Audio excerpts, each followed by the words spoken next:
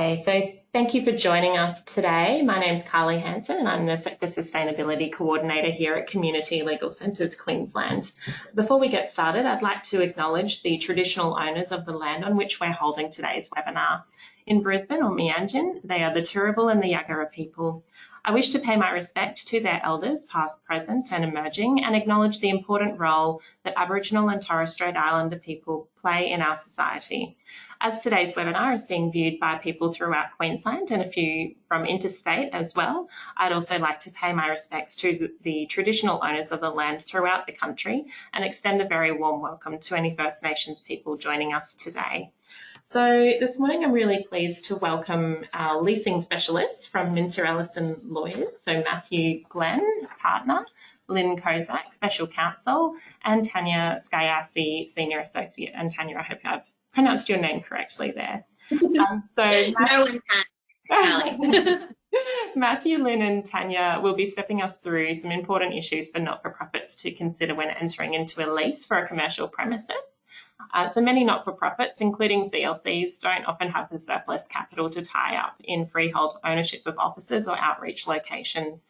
Leasing can therefore be a really good alternative for those kinds of organisations. However, a lease is a long-term contractual commitment, and in order for the relationship to be beneficial for both landlord and tenant, it's important to get things right from the beginning and to be equipped to deal with any issues that may arise along the way. So in this webinar, our presenters will talk to you about some of the benefits of leasing versus freehold ownership, provide a high-level overview of the leasing lifecycle, look at some of the hidden costs of leasing, including potential mitigation strategies. They'll also look at some special conditions for not-for-profits, such as break lease clauses aligned with funding grants and first rights of refusal. They'll also talk to us about some tips for negotiating a heads of agreement, and they've provided a draft heads of agreement document that you can download as well. And lastly, how to proactively manage any issues that might arise during the term of the lease. So I'll let Matthew, Tanya and Lynn talk to you a bit more about themselves when I hand over in just a moment. But first, I'll just go through a few quick housekeeping issues. So today's webinar is being recorded and we'll have the recording available to download probably this afternoon for you. The PowerPoints and the draft heads of agreement have been emailed out this morning to everyone who registered, and I've also uploaded them into the handout section of the GoToWebinar control panel, so you can download them there if you need. We'll do questions at the end, but feel free to type your question into the question box on GoToWebinar's control panel as you think of it, so that we can come to those at the end, and I'll read those questions out for our presenters. And I think that is everything. So I might now hand over firstly to Matthew to kick things off. Thank you, Matthew. Thank you very much for the introduction, Carly. As Carly mentioned, I'm Matthew Glenn. I'm a partner in the real estate group up here in our Brisbane office of Minter Ellison. And just briefly, I'm joined by Tanya and Lynn. So Tanya, who we're doing most of the talking today, heads up our leasing team in the Brisbane office. So she does, I'd say, thousands of leases each year across commercial, retail, industrial, an absolute wealth of knowledge. And Lynn supports us. She's in dispute resolution, but has a big practice in helping us with documents when sometimes relations with the tenants or landlords don't go as well as you might need them to, and you need someone else to join the conversation and help out. So we'll be talking, as I said, therefore, about a number of issues around leasing. Now, leasing is a really complex area. It's a very broad area. It can range from everywhere from the things that you'd normally see, commercial, retail leasing, to deals where you might be taking a ground lease to build a new building that you're going to occupy for a long time, to a lease for some signage. And while there's lots of things that remain similar in those kind of deals, there's lots of room for negotiation and change as well. And there's lots of room for discussion in each particular lease about what's important to you as a tenant or as a landlord or for that property. So one of the things, while we've got a fair bit of content to go through, but it really is very high level to give you an idea of the issues that you might come across and need to be thinking about. But one of the things we do want to stress is that in entering the lease transaction, while there's always a a scope for commercial negotiation for landlord, depending on all the tenants, depending on how much space you're taking, what the market's like. You should be thinking about what's important for your particular scenario and what kind of issues you really need to address. And that really helps us on the legal side in making sure we get those into the heads of agreement or get those into the documents the right way so they're responding to your specific needs. So one of the first things I thought would be useful to kick off with is just talk briefly about the benefits of leasing versus freehold ownership. So what I probably say at the start to appreciate is that for most day-to-day purposes, a lease is probably as good as owning the property for your general, running the business or the activity you're taking on that site. You get exclusive possession, which is a fancy way of saying control of the property under the lease, subject to the various terms of lease and the role that the landlord will have to play. So having said that, one of I think the main benefits is really in relation to your upfront capital expenditure, your upfront costs. You're not going out and buying a whole new building. You're taking up a lease of that building for a term. That might be 3 years. It could be 100 years. Be quite variable. So that means you're freeing up all that capital that you would have otherwise spent on the acquisition into the rental payments over the term of that lease. And the other thing that plays into that is often when negotiating a new lease deal, you can get incentives from the landlord to pay for things like fit out or part of the fit out for that property, depending on how big the lease is, how much space you're taking, how much term it is. And that's something to really take into account. That can be effectively an alternate funding arrangement for getting into the premises and getting it fit out the way you need, rather than have to go off to a bank or some other funding provider to find that money. You're effectively rentalising those costs through the lease. So the landlord's providing some or all of the upfront costs of the fit out, and you're then paying it through the rental payments over the balance of the term. So that can make a significant difference as well. The other is the flexibility that leases provide. The term of it, Carly mentioned before, when we're speaking to her, that a lot of the funding arrangements are on set periods. I think so some of them 5 years, maybe less. So you can tailor lease arrangements to fit within those terms if you need that flexibility, or you might have a longer term lease with break clauses or options to renew if you do get the funding back. Or if your circumstances change and you don't need that building, or there's a better opportunity somewhere else, it gives you more flexibility to move. There are a range of costs in doing that. Each time you take new premises, you've got the initial fit out costs, and there's make good costs at the end, which can be quite expensive, which we'll talk about as well. There are some downsides. I know this slide talks about the benefits, but you also, on the downside, it's not being the owner of the property, you're going to miss out on the capital appreciation of that site.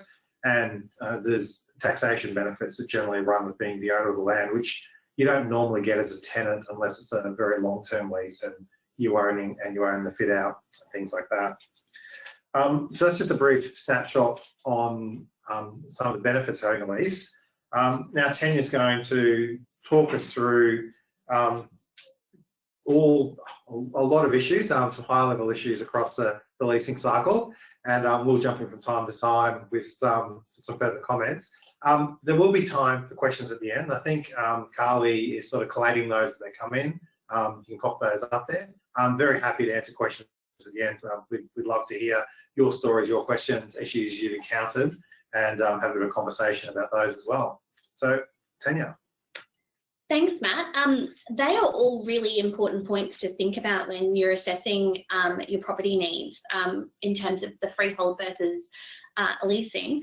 But now onto the leasing side of things, you'll see in front of you, I've set out there the leasing life cycle overview, particularly for those of you who are unfamiliar with the flow of a leasing transaction. It just gives you some idea of where it starts and finishes and the key milestones along the way. The key takeaway that I want you to take from that slide is that a lease is not only relevant at the time you sign on the dotted line when you're getting the keys handed over, it starts well before that at the initial site selection and heads of agreement stage. And it doesn't end until the tenant has vacated, made good, and had the bank guarantee returned some 3, 5, 7, 10 years later after that first initial site selection. And Lynn can often talk to this in terms of it's often a much different set of people that were there at the beginning to who's there at the end.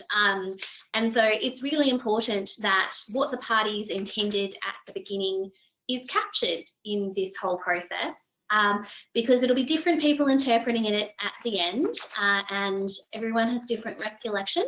And the people that were there that saw the condition of the premises at the beginning are not going to be the ones that are looking at the condition report that you've hopefully got at the end to tell you how it needs to be given back.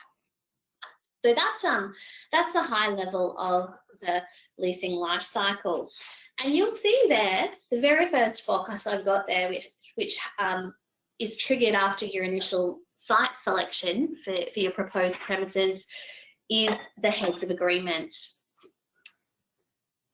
So the heads of agreement is a very important first step. It sets the tone for the entire transaction. It is often the stage before the involvement of lawyers. It's also the point where the tenant is most likely to be successful in negotiating additional benefits, while the agents are still keen for their commission and will happily advocate for the tenant in order to get a deal done. Once lawyers are instructed, and I'm banging ourselves out here, there is often very little ability to move on previously agreed commercial terms or on points where the heads of agreement might have been silent. So what is a heads of agreement? It's essentially a show of good faith. It's a documented handshake. It sets out the key commercial terms that then goes to the lawyers to prepare formal documents. It's very important that it's clear and complete, and sets out special conditions, any unusual provisions, or if something's been represented to you by the agent or by the landlord in your discussions with them. And it's otherwise known by several other names. One is lease proposal, invitation to lease, letters of intent. It goes by many names. And as an additional resource we've given you today, there's a vanilla template heads of agreement that we've made available for you to download. While it's unlikely that you will be the ones preparing the heads of agreement unless you own your own building and you're leasing to somebody else, it's traditionally prepared by the landlord's agent. We're hoping that that template might serve as a useful checklist for you as you look at someone else's head of agreement to make sure all the key issues have been addressed. It also has some standardised wording around different make good obligations and different rent review mechanisms and whatnot that you could use for inspiration when you're negotiating your own deal, because you often don't know what's available if you don't know. And it does have a number of sections in there that won't be relevant to you, but I've put in there just in case. So there's a section in there about if, for example, you need a development approval for your permitted use. A lot of instances that's not going to be relevant if you're taking a commercial lease in a well-established commercial building, but it's there for at least you to turn your mind to, as Matt said earlier. The whole purpose of today is hopefully to just make you be aware and alive to the issues that might impact you, so you can think about your own individual circumstances and decide whether it's something that needs to be given more thought and fleshed out in the documents, or if it's something that's not an issue for you in the transaction. So we've given that to you in words, so hopefully it'll be a nice resource for you, and feel free to tweak it and use it as you see fit. I'll probably just add there, like getting the heads of agreement right is a bit of a balancing act. A mistake that some clients make is to overcook the heads of agreement and get into too much detail and wordsmithing. That will all come out in the documents later on. You want to capture the key commercial intent of the deal. And it can get hard if there's been a lot of time spent on specific wording in the heads of agreement, to then try to unpick that later on when it has to fit into the balance of a larger document, or when the lawyers get involved and start asking some further questions. And the other way is to undercook it, where there's specific things that are a bit different for your site or the way you run your business that you really need to capture in the heads, so that the parties are alive to that early on, and you're not discussing it once the deal's been struck, to make sure that they get in there. Now, a very important aspect of a head of server agreement is when the parties are bound. So when are you stuck and you can't walk away from the deal, essentially? Given the heads of agreement only deals with the key points of the transaction, and the parties, so both the landlord and the tenant, are often dealing with multiple prospective parties or properties, it's often not appropriate that it's binding from the outset. But it is important to make sure you're not inadvertently bound, because occasionally we do see heads of agreements that do say that you're bound from the minute you sign it. Depending on the circumstances, the terms of the heads of agreement and the actions of the parties, you can potentially be bound at any point at that scale on the screen there. Now, the most common case is that it's a non-binding heads. However, it can sometimes be a mix, in that the confidentiality or the deposit provisions might be binding, whereas the balance of the agreement may not be binding. And as I've mentioned before, it can expressly say it is binding, which can be a little dangerous if there's lots of blanks or issues upon which the heads of agreement are silent.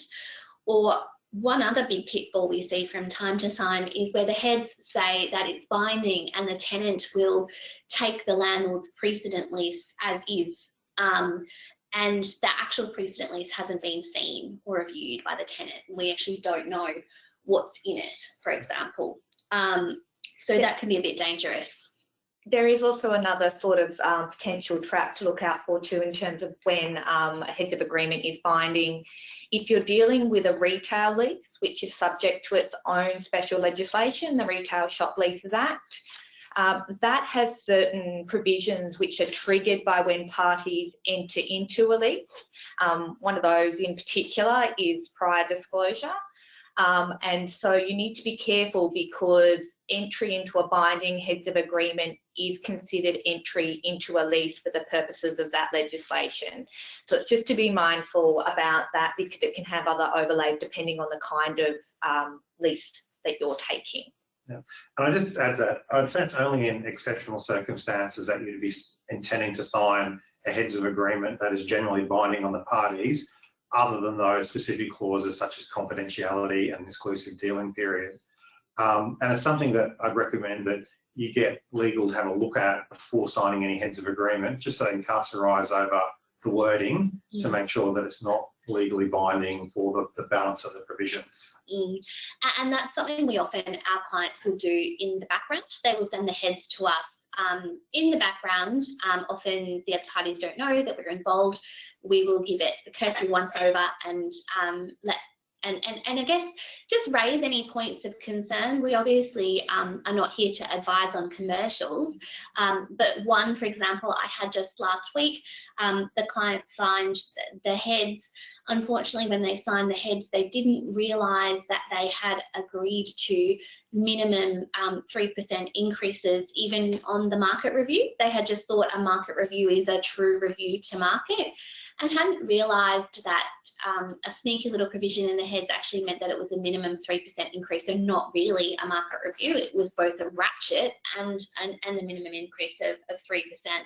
And it was really difficult to try and actually negotiate that out once the parties had signed that agreement. So really important to get someone to cast their eyes over.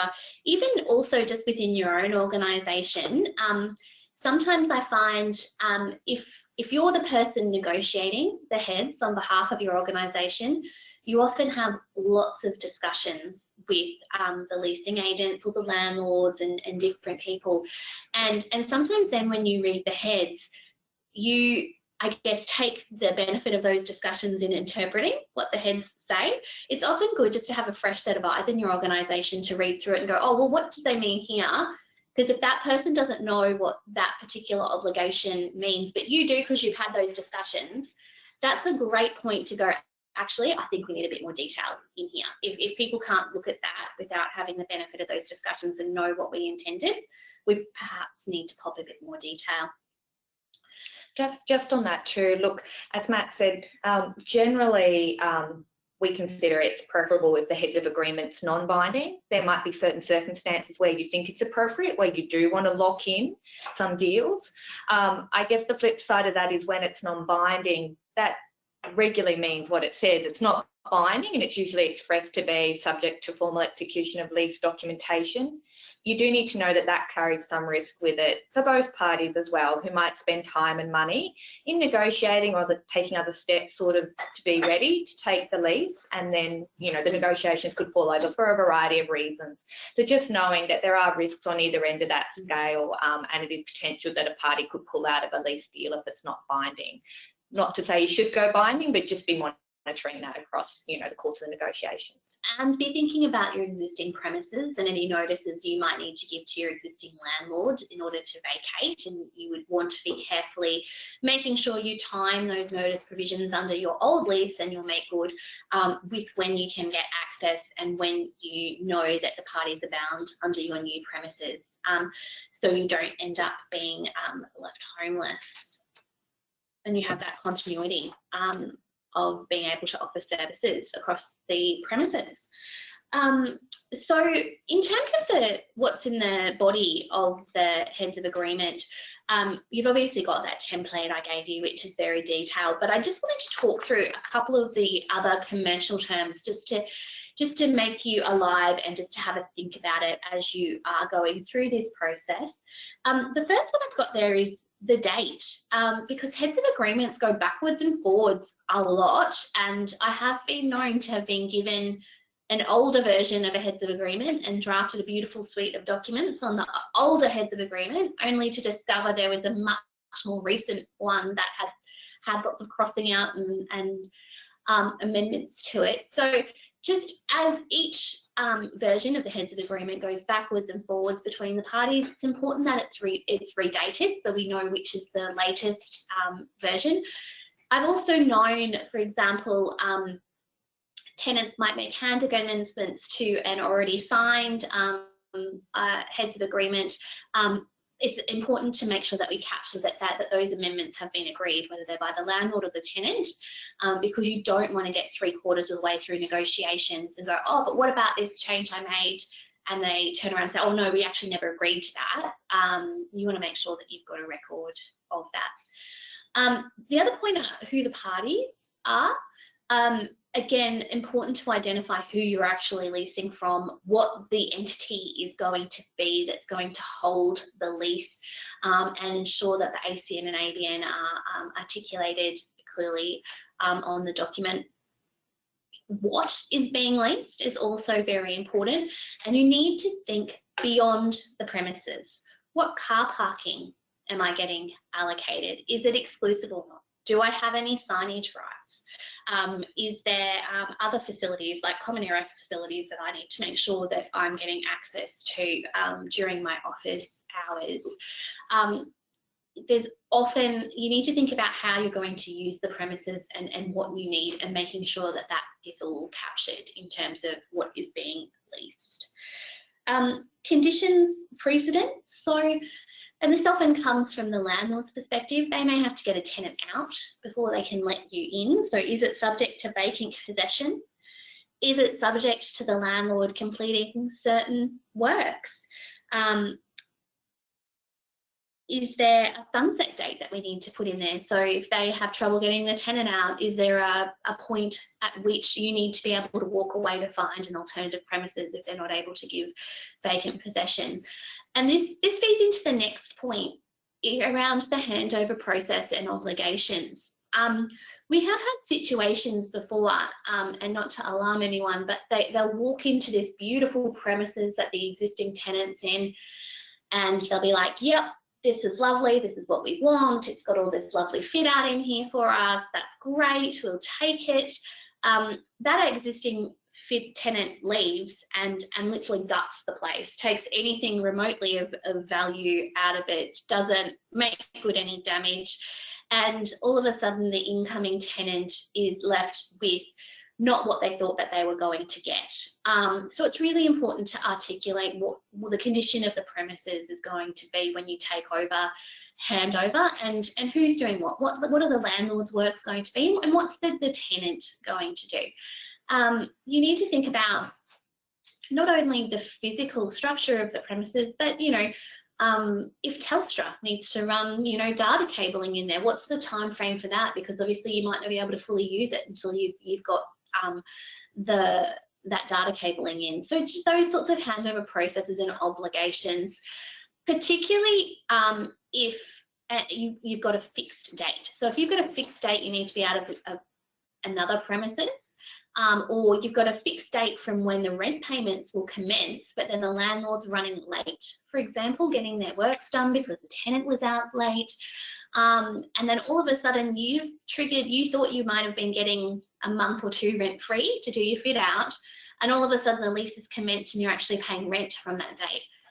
So one of the solutions we often recommend there is a flexible rent commencement date, in terms of it being if you think that you don't assume, because the heads has on paper a 30-day gap for you to be in there rent free to do your fit out, that you'll definitely get it. Make sure it's articulated, not just a consequence of the way the deal is structured, because things often run late.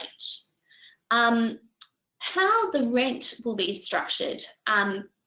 So there's lots of different options for rent. We've got fixed increases, you've got the greater of CPI and a percentage, you've got fixed amounts that you can agree. And again, it's not for us to tell you the commercials, but one thing I will highlight here is particularly if you've got a 7-year lease, and if you've got fixed 3% or 4% increases and they may not seem that much, that is a big rental jump over 7 years if you think about 4% increases on 4% increases every year for 7 years. So it's often good to think about at what point will there be a reset to market. Now, the market may go back gangbusters, so that may be great for you because you end up paying less than what the market has. Or it may be really important to you that you just have certainty as to what your rent is, so you're happy to have that trade-off. But it's about thinking about what works for you. As Matt mentioned before, one of the great benefits of leasing is that you can essentially potentially finance your fit out through the rent by getting an upfront incentive from the landlord. Couple of key points I just wanted to raise about that is that it's often, although we see it sometimes, not just a cash lump sum. It's often has to be expressly spent on fit out. The landlord often has to own that fit out, so they get the depreciation benefits. You often have to substantiate that you've spent the whole sum on the fit out, otherwise you might forfeit part of it. And you have to show that you've paid your contractors. And sometimes some of the landlords can be a little bit tricky and say that you have to have your claims in by certain dates and whatnot, otherwise you won't get the fit out contribution. So just incentives are great, particularly if the landlord wants to have a high face rent, but we really know the market rent's a lot lower, and they're going to give you a rent abatement off the books. Just thinking about the incentives, making sure that they're not necessarily personal to you. So if you assign the lease and it's a rent increase over the whole, a rent rebate, sorry, over the whole term, that assignees will get the benefit of it. It's something that I would really stress you need to get advice on, both from your accountant and your lawyer, in terms of how those incentives are structured, because they are very, they're great, but they can be very tricky. The next point is thinking about, oh, sorry. I'm just going to jump back one. Just when you're looking at the rent, I think you also have to consider that in the context of other expenditures you've got under the lease as well. Like, are you required to pay outgoings and rent? Are you responsible for capital repairs or plant and equipment? or structural obligations, because that can drive quite significant changes in the rent. And just being sure if you have struck a rent that's meant to be on the basis that you're also doing some capital modifications or that you are paying the outgoings, that the rent reflects the overall commercial relationship. That's all been captured. The other point, and it's just a minor one, but if you often pay a deposit up front, usually 1 month's rent, and ultimately the agent takes that and uses that for their commission in a practical sense, but it should be credited to your first month's rent under the lease once the deal goes ahead. It should be refundable if the landlord withdraws from the transaction. Usually market practice is that if the tenant changes their mind after the lease documents have been prepared, then the landlord will either you'd forfeit the entire deposit, or the landlord will at least be reimbursed for their legal fees for preparing the documents if the tenant has walked away after the documents have been prepared. Permitted use. So you want to make sure that it's not so specific that it limits your freedom to deal with the lease. So in terms of whether you assigned it down the track or you wanted to have a bit of a mixed use in there. So, you know, if it's a commercial lease, you know, commercial office is perfectly acceptable. However, think about the long term. And if, for example, you wanted to put in a not-for-profit community run coffee shop, you know, on your ground floor, you know, does the permitted use allow for that if that's something that you might like to do in the future? So be thinking about that, not just necessarily the core business. What security is necessary for not-for-profits? It's obviously very important that you're not giving personal guarantees or director guarantees. I've been quite successful when acting for not-for-profits in negotiating the bank guarantee amount down, given that the not-for-profit entities are often a low risk in terms of rental defaults, so that is important. And I think, and Lynn might have something to say on this, but you know, bank guarantees are the way to go. We've definitely seen a few landlords over our time forget to hand over the cash when they sell the building. Yes, yeah, agreed. Who is responsible for the legal fees and disbursements? The market practice at the moment is each party pays their own costs. Tenant pays the registration fees, the landlord will pay mortgagee consent fees. Is the offer confidential? Most often they are. Can it be, how long it will be open for it? Can it be withdrawn early? And are there any other special conditions requiring consideration? Later on the slides, we're going to talk about a couple of provisions that we've been successful in negotiating in for not-for-profit leases, particularly around break clauses linked to funding cycles. So that's where you want to make sure that that was mentioned in your heads. So moving on now to the hidden costs of leasing. Basically, there's 3 categories. Upfront costs, which you might be hit with when you first enter into the lease, costs that run during the term, and the end of lease costs.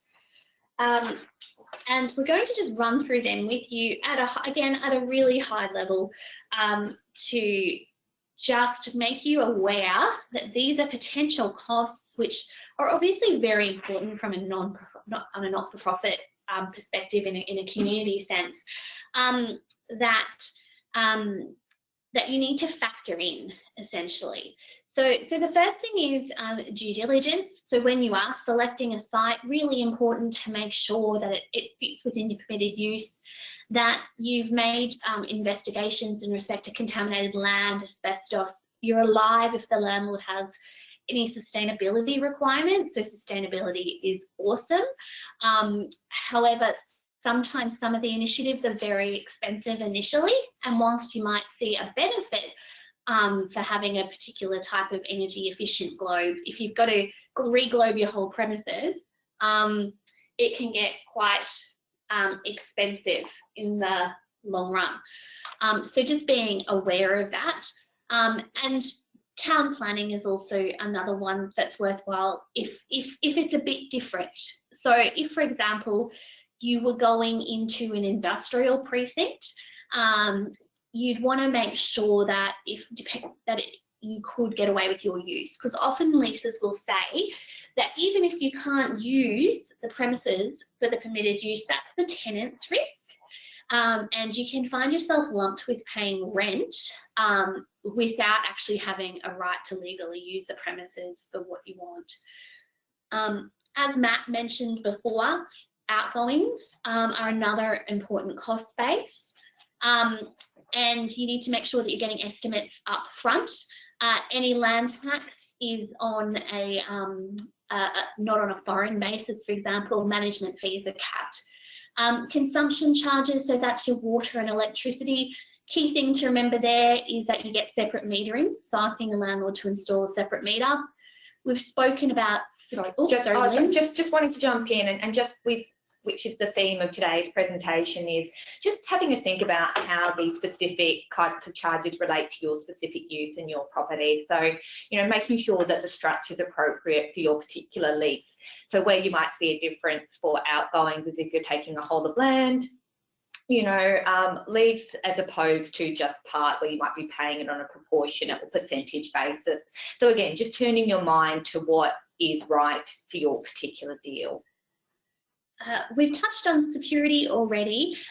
One of the key things I just wanted to mention there, though, is if the bank guarantee needs to be topped up every year, that can get quite expensive in terms of your bank fees, and most landlords will accept a fixed bank guarantee for the term these days. So try and negotiate that in if you can up front. Repair and maintenance. This is, if there is one call that Lynn and I get the most of when it comes to repair and maintenance, it's about whether or not the air conditioning is working, what is its optimal temperature, and who is responsible, and whether it's capital works are required. It just comes down to a DD when you're taking the premises. Make sure the air conditioning has been serviced, make sure you've had the contractor come in and have a look at it. Make sure that if you are responsible for the monthly sort of servicing contract, you know, do that, but make sure that capital works are a positive obligation on the landlord. Another hidden cost that we see is refurbishment during the term, as distinct from make good at the end of the term. Often the argument we would put forward there that it's not really relevant in the commercial office sense. So if you do have a refurbishment obligation and you can't get out of it, limiting it to the front of house, so the reception desk, just what the outside world might see. I've already spoken about the potential escalation of the fixed rent increases when we were talking about the heads of agreement. One of the points I wanted to raise was market reviews. So if you do have options, and Lynn's going to talk about options a bit more later on, but if you do have an option, you want to make sure you know what the rent is going to be before you are bound to that new lease. So making sure that there's an early determination of the market rent before you have to exercise the option. Make good. We're seeing in the market a lot more watering down of make good obligations at the end of the lease to what we used to. Potentially make good could be a $100,000 obligation to reinstate it back to base building condition. So it's really important that you do turn your mind at heads of agreement stage to what the make good obligations are. Ideal situation is to leave it in a clean, tidy condition, removing your property, making good any damage, and otherwise walking away. Maybe a lick of paint, maybe some recarpeting, but certainly not reinstating back to build. We've spoken about incentives, and the final point there is if you do intend to be able to have mixed use in your premises, which you may wish to, making sure you've got a subletting right in addition to the assignment provision there to give you flexibility along the way. Special conditions for community legal centres and not-for-profits more broadly, as we mentioned, making sure that there's a break clause in there linked to funding. So you might be able to, for example, secure a better incentive deal, but you may be aware that in year 3 your funding is due to be renewed. So there's usually you can usually try and negotiate a window there where you might be able to terminate the lease early if the funding isn't renewed, or hand back some particular area. Likewise, you may want to first right of refusal over the balance of the building in case the funding gets increased and you would like to be able to expand. Making sure that it's really clear when you have your negotiations with the landlord that you do have a charitable purpose is often quite helpful in getting really good outcomes in respect to the negotiations when you're requesting amendments, because landlords like to feel good about helping people in the community. I think one of the important things with some of the potential not-for-profit uses is just consideration of the neighbours that you've got around you, and just being aware that that tenancy mix may change, making sure it's right for your permitted use. If there is a particular aspect of your use that you need to think about just in terms of modifications of the premises over the term, sometimes, for example, the lease will say that the landlord, has to approve all works. You would want to be able to make sure that if you have to do works, to be able to accommodate a particular customer of your business. For example, if you were offering a small area to offer childcare while you were giving counselling or something like that, and you had to meet some government regulations in terms of what that looked like in terms of safety gates, that you're free to be able to do that. So it's important to think about those special conditions, and any other value adds that you think might be relevant for your particular use and the surrounding area. So one area where we sometimes see that is particularly where we have client-facing uses. You might want to have a think about whether there's any particular security measures that you want to have in place. Now, that's something you might know about at the time you are negotiating the lease, so you can make it really clear at that time that you need to have alternative entrances, security cameras and the like, depending on your particular clientele.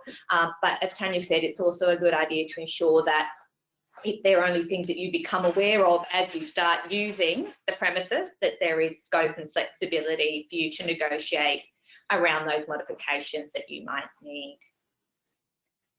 So I think it's turning over to my sort of turn, and not to bring the doom and gloom at the end of this, but this is just to, put these issues on your radar. So hopefully you're managing them through the term of the lease and sort of when you come to the end. So what we've got up there on the slide is just some common areas of disputes that we often see between landlords and tenants, either, emanating through the term of the lease, or probably more commonly what we might actually often see at the end of the lease. So we've just summarised those there on the slide for you, but then I said, like, the one that I see coming up repeatedly seems to be the make good obligations. It doesn't get enough attention at the front end because it's so far in the future, and then there's not enough detail in there at the end of it for the parties to understand what was actually agreed, particularly where you might have to do a make good and take into account that it's going to take you 4 weeks to put the building back to make good, that you're still paying rent during those 4 weeks, and you can't be doing it after you've exited the premises, or who's responsible for various capital things like making good voids and stairwells and things like that can cost an absolute fortune to fix. Absolutely. So we're just going to go on a bit of a deep dive on a couple of those issues. Sort of turning first though, just looking at sort of issues of use during the lease term, what I've called quiet enjoyment, disturbance and demolition. At common law, every tenant has a right to quiet enjoyment. This doesn't literally mean quiet, although it can do in some circumstances. What it essentially means, as we alluded to at the beginning, it's this right to exclusive possession. So it's freedom from unreasonable interference or disturbance by the landlord for your, permitted use that you're entitled to do and use the premises. That will usually be replicated in the lease. It's a fairly common provision, but it will also be read down depending on any particular contractual clauses that are in the lease. Some of those you might see are commonly a landlord has a right to enter and inspect the premises on reasonable notice, or usually on no notice if there's an emergency. And an emergency might be there's been an adverse weather event, the roof's fallen in and they need to quickly come in and help you, assess and repair that. So, that's a kind of emergency we would normally see. Just considering this in the not-for-profit and charitable space, depending on the use, and again, I know we're covering off on a broad range here, that would be probably fairly standard in a commercial lease. For where you have a specific use and you might be dealing with, say, vulnerable clientele or particular at-risk sorts of customers, have a bit of a think about whether it would be appropriate to include specific terms about when the landlord can come in, and if there's, reasonable notice, they need to be accompanied by someone, it needs to be after hours. And particularly, you might say, for example, see that we sometimes have spaces that are exclusive to particular genders or in DV situations, ensuring that notice and inspections occur when it's not where those customers might be accessing the premises. And it's quite okay to ask for those types of clauses. We might see them say in banks where they say anyone coming in has to be accompanied by a banking officer, given the money and security there. So don't think that that's a so unusual request to put in there. Having a bit of think too, though, that client enjoyment can flow both ways, so you want to make sure that your use isn't interfering with other tenants too, which might constitute some sort of nuisance. There usually are compensation provisions in the lease if you do are unreasonably disturbed. I've just put up there on the slides for you as well to be aware that there are, if you've got a retail lease, that there are special provisions that cover off there for compensation if the landlord unreasonably disturbs the tenant. I know we're sort of pushing through a little bit quickly here, but just to cover off, I have also just mentioned, be aware if there's a relocation or demolition clause in your lease. They are terms that may be negotiated in or out. They are also terms where you may negotiate a period where they're not to apply. So, for example, they won't apply during the first year of the lease. Just going on to make good, just to echo a little bit of what Matt was saying before, we've touched on earlier, which is about negotiating this clause, and I think that's really, really important to get it right up front. It's also really important, as Tanya was saying, that we often see that there's often changes in personnel over time in an organisation, so it's ensuring that you keep a really good record of what was agreed, what the conditions of the property was, who owns what items at the start of the lease, because that's going to give us a fighting chance when it comes to us at the end and we're trying to help you interpret who put that wall in and who painted that wall and whose cabling is there. And as Matt said, making sure you leave enough time to make good, as potentially that could trigger some sort of holding over rent arrangement if you don't complete within time.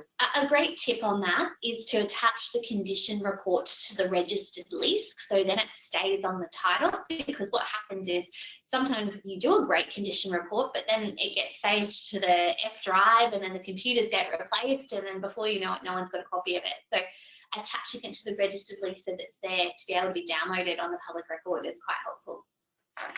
The other just final tip on this one is, I sometimes think that, parties don't turn their minds enough to practically what could improve the outcome for both the landlord and the tenant, in terms of the lease might say X about make good, but is that really what the parties want? Is it going to be a benefit for the landlord if, some office space and the kitchenette's left in at the end of the lease? They might be able to reuse it.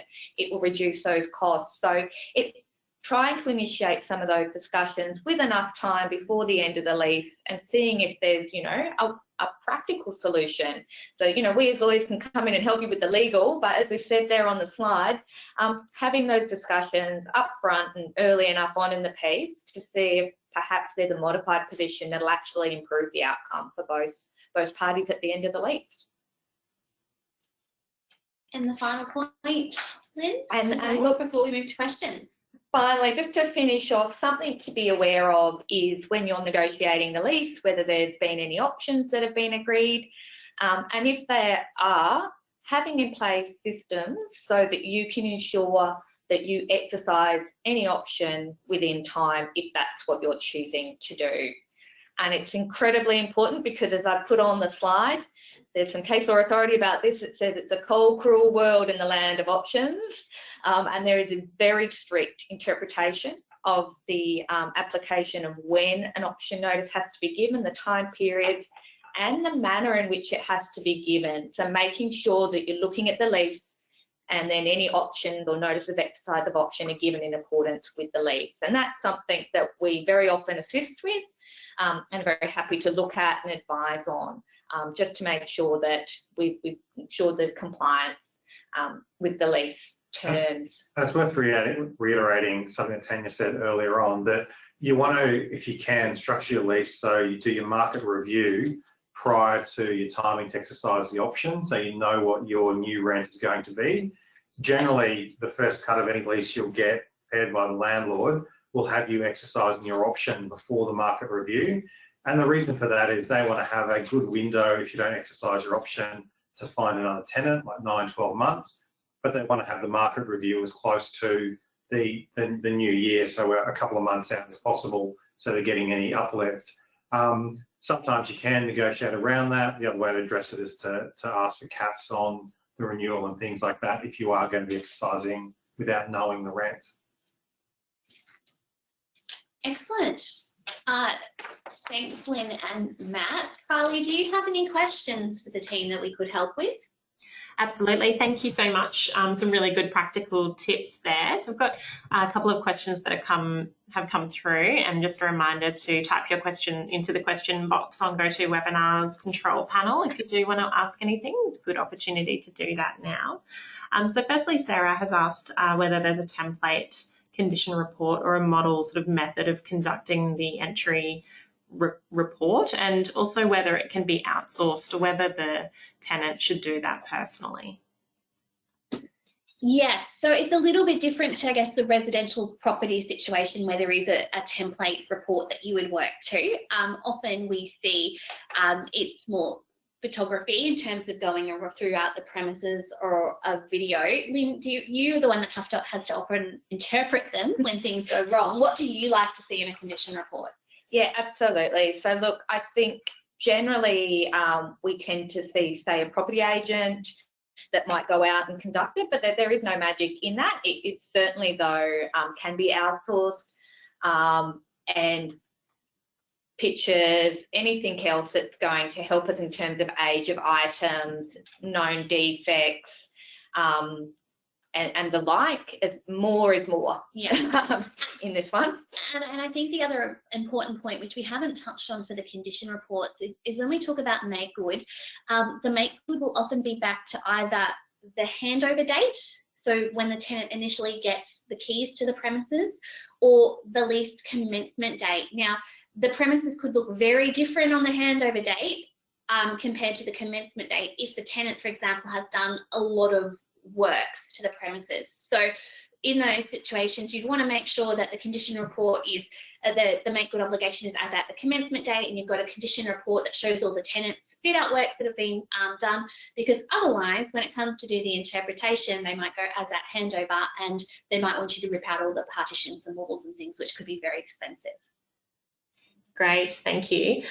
You mentioned registration of the lease earlier, so I just wondered for those who maybe aren't aware of what's required, so, you know, do all leases have to be registered? Who are they registered with? Whose responsibility is it to do that? And are there fees attached? Sure. So in my view, I think all leases should be registered. It's a permanent unless it's like for a really short term. It's a permanent record on the title. So if the landlord, for example, sells the property, it just gives the tenant security of tenure. So the incoming owner can't turn around and say that they didn't know that the tenant had an option to be exercised, therefore not honour it. The Property Law Act requires it after, if it's a term of 3 years or greater. But as I said, we would recommend it in most circumstances. The landlord's lawyer is the one that facilitates the registration of the lease, usually, because if the property is mortgaged, they also need to get the consent of the mortgagee before the lease is registered. Registration fees, they change from year to year, but they're a couple of $100, and that's a third-party disbursement that the tenant would usually bear.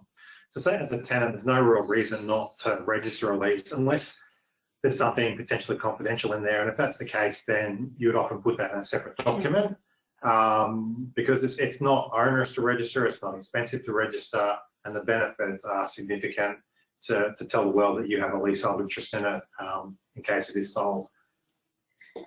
Yeah, exactly. All right, thank you. And I wondered whether you've seen any changes with COVID to, for example, bigger rent abatements or incentives being offered by landlords, given many people are working from home and perhaps don't have as much of a need for office space, particularly in sort of metro or city areas. I think it is a tenant-friendly environment at the moment. Definitely with the onset of COVID, a lot of institutions that had rights to contraction rights in their leases were exercising them. And a lot of commercial offices now, tenants have realised that having their people work from home is effective, and they didn't need to expand, or they don't need as much space as they have, which means that there's a lot of landlords out there that are hungry to do a deal. And we are seeing quite good incentive rates on a lot of premises at the moment. It will depend, obviously, on how much space you're taking. If you're taking a short-term lease for a small amount of space, it's unlikely you're going to get an incentive or much of an incentive. But as you get more significant transactions, there are quite significant incentives being offered by landlords. Excellent.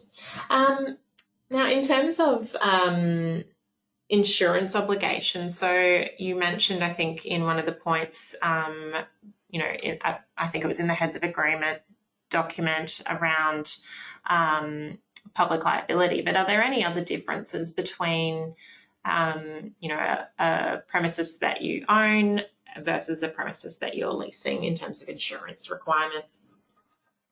Do you want to talk to this, Matt, or shall I? You got me first. So, I guess if you're leasing the premises, ultimately the landlord will pass down the insurance costs to you via the outgoings anyway. So in terms of that cost base, I guess one of the good things about being the owner of the property is that you can take out your own insurance on your own terms and have that certainty. And you may decide to lease out the premises or sublet surplus space, but you can take out that master policy and you can then pass it on through the outgoings. Public liability, though, is obviously something that's very specific to individual parties, as is the property, individual contents insurance for the property inside, and other types of insurance that we see. So workers' compensation is obviously very specific to the individual parties. Plate glass is something that a tenant was often required to get insured for as well under their lease. Yeah. So you generally have, I think as a tenant, like obviously you're going to want to have your own public liability insurance, and you need your own workers' compensation insurance. It's a reinstatement of the building. It's the one that's generally going to sit with the landlord, unless you're taking a whole building lease. And even then, I'd expect most landlords would probably want to take that policy out and pass on costs or recapture it through the rent. Yeah. And as a tenant, when you're wearing your tenant's hat and you're looking at the insurance in the outgoings, it's really important, I think, to ask for a breakdown of what insurances the landlord is trying to pass on through the outgoings. Some are appropriate because they fundamentally relate to the land, as Matt mentioned, the whole of building insurance. I have seen, though, landlords try and sneak in loss of profits insurance and whatnot into the outgoings, which we generally try to expressly exclude, because that to us is not really something the tenant should be responsible for. Excellent. And the final question is just whether you could say what sort of the usual length of a lease would be for commercial premises, like how long not-for-profits should be looking for, or whether there are benefits to taking a longer lease versus a shorter lease. The key here is flexibility, I think, and it's a tenant's market at the moment. So if there's a time to negotiate break clauses and options and whatnot, now is that time. Landlords actually don't really like options because it potentially ties up their premises for a long period of time and puts all the power in the tenant's hands, particularly if they know what the market rent is, to potentially extend their term of the lease if they're happy with that current situation. I don't think there's any sort of ideal set term, to be honest, whether it's 3, 5, 7. Obviously, the longer you are committing, often the greater the incentive that you will get from the landlord. However, you want to make sure that you've got some flexibility in there. Like, are you able to, are there construction rights, as Matt mentioned, where you can shrink back if you need to? You know, if you're taking 2 floors at some point, can you hand back 1 floor? Or if you are taking 2 floors, can you potentially have first right of refusal over a 3rd floor during the term? And break clauses aligned to the funding and also options. So you can get, you would want as a tenant opportunities to get out earlier if you needed to, if your situation changed. But likewise, on the flip side of that is you'll get more of an incentive the longer that you commit. Often landlords will include a provision in their incentive to say you might have to repay some back if you got a significant upfront incentive, but you exercised a break clause, you might have to pay a pro rata back, for example. So for me, it's flexibility, I think, is the key issue. Wonderful. All right. Well, thank you so much to our fabulous presenters, Matt, Tanya and Lynn from Minter Ellison, and to Minters generally for your support of the community legal sector. It's been great to have your time and expertise today and to give us some really practical tips when looking at leasing versus owning premises.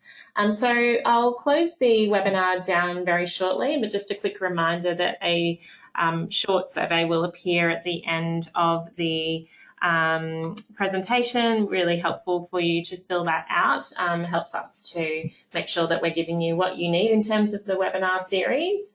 And again, thank you on behalf of everyone joining us today, to our presenters, and I can see there's some really great thank you messages coming through the chat now. So thanks again, and we'll see you at our next webinar. Have a great day, everyone. Thank you. Thanks, Carly.